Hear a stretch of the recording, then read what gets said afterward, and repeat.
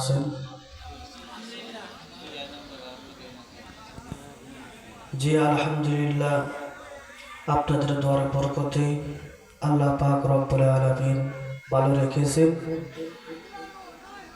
সুস্থ রেখেছেন। তাই এত দূর থেকে আপনাদের এলাকায় এসে হাজির হইতে পারছি। সকলে একবার পড়েন আলহামদুলিল্লাহ। আলহামদুলিল্লাহ।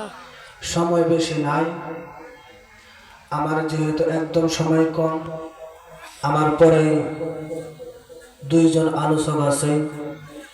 আমি যিনাকে আমার নিজের জীবনের থেকেও মহাব্বত করি, যিনি আমার উস্তাদ হাফিজ ও কারি হযরত মাওলানা জিয়াউর রহমান বুলবুলি সাহেব দামাত বরকাতুহুল আলিয়া, উনিও এসে উপস্থিত হয়েছে।